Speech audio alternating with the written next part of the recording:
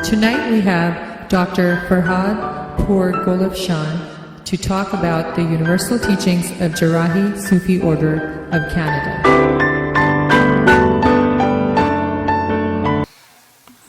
Good evening, all the respected guests. We're going to speak of the unity in diversity, which is the theme of today's gathering. Bismillahir Rahmanir Rahim, in the name of God, the Beneficent, the Merciful. Unity created diversity so that diversity may realize unity. For the ones who know math in the audience, this is a short chart that shows all the numbers really come from one.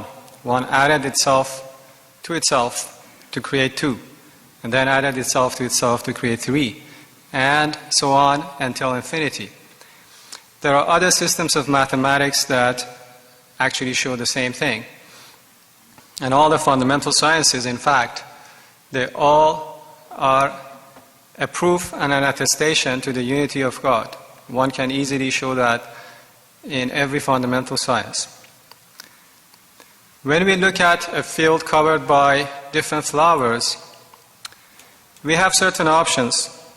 We can tend to look at the differences and concentrate on, well, this one is different than the other, and this one has this color, and the other one has so many thorns, and this one is taller, and so on. Or worse, some people tend to actually create a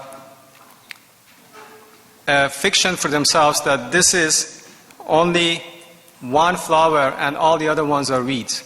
In fact, they're all flowers.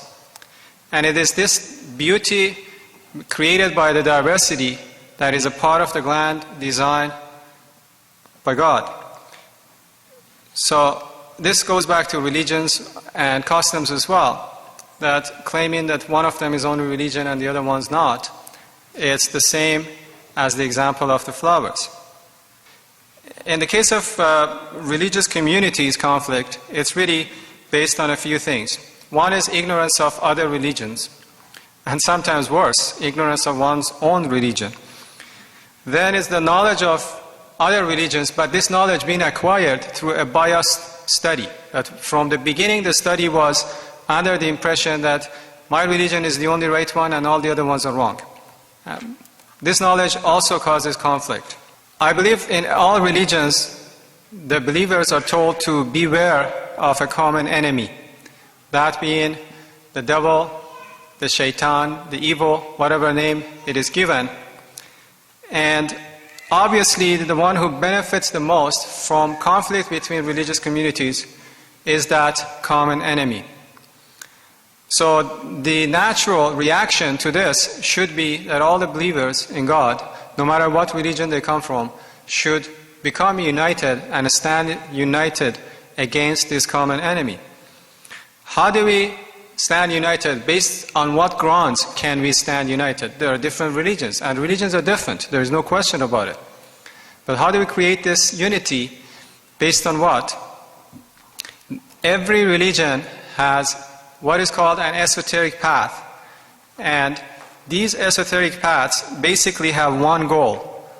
And that is to find out or to teach how to return to the source of creation, God, by being able to tell the difference or discern between what is real and what is illusory, the absolute and the relative.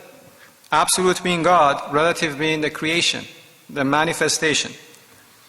Again from the Quran.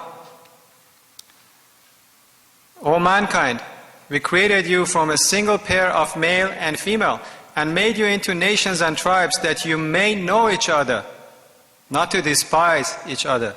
And the last verse from Quran that I'm going to use, it commands us, argue not with the people of the book, our God and your God is one and the same.